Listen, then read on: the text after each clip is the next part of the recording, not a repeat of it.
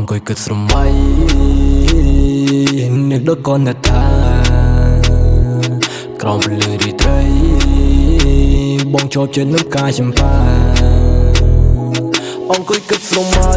នឹកដល់កូនថាក្រោមពលឺរីត្រីបងជាប់ចិត្តនឹងផ្កាចម្ប៉ាសុំលេងជាប់ត្រចៀងក្លិននៃជាប់នេសាចង់លេខក្បែរថ្នាក់ខ្នំបីត្រកងឲ្យអស់ចិន្តាសុំផ្ញើចិនដែលនឹករលឹកដឹកទៅតាមវីយ៉ូសូសុំលេងបែររងលូនបីដោយដាក់មករោពេលវេលាមួយខ្លីតែមានន័យមកកណោគូបងវិលត្រីវិស័យបាត់ចរណៃលេងមានជំហរYou are the first person in my hand អារម្មណ៍បងទាំងមូលត្រូវបានបងអាក្រានចឹងឲ្យដឹងពីអត្ថន័យស្នេហាអូនដូចការមួយតងដែលបងចង់ថែរក្សា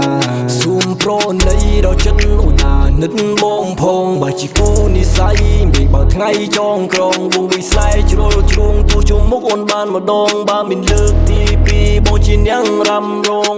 អូនឲ្យបងស្គាល់ពីរសជាតិទាំងខ្មុំអូនឲ្យបងភ្លួងទៅតាមចិត្តបងចង់អូនពេញចិត្តឲ្យដែលបងមិនបានបងខំបើអែមជួមមកចូលក៏ស្រាមក្រែមក្រហមស្ដាយវ៉ាន់ណៃបីដូចសូបិនពីអូនទៅឆ្ងាយស្ដាយកាយបងស្ដាយទាំងគ្លៀងគ្លីអូនបងក្រៃ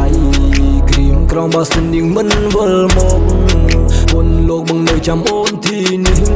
កូនឡៃសាំងស្នេហ៍បងថែអនុស្សាវរីយ៍រៀងរាល់រីត្រូវចាំស្រីវិលវិញឈរវីចាំស្រីវិលវិញឈរវីអង្គុយគិតសម័យនឹកដល់កូនថាក្រមលឺរីត្រីបងជាប់ចិត្តនឹងផ្កាចម្ប៉ាសុំលេងជាប់ត្រចៀងក្លិននៅជាប់នេសាចង់នៅក្បែរថ្នាក់ខ្នំបីត្រកងឲ្យអស់ចិន្តាសុំផ្ញើចិនដែលនឹករលឹកដឹកទៅតាមវីយ៉ូសូសុំលេងបែររងលូនបីដោយដាក់មករោពេលវេលាមួយខ្លីតែមានន័យមកកណោគូបងវិលត្រីវិស័យបាត់ចរណៃលេងមានជំហរហូ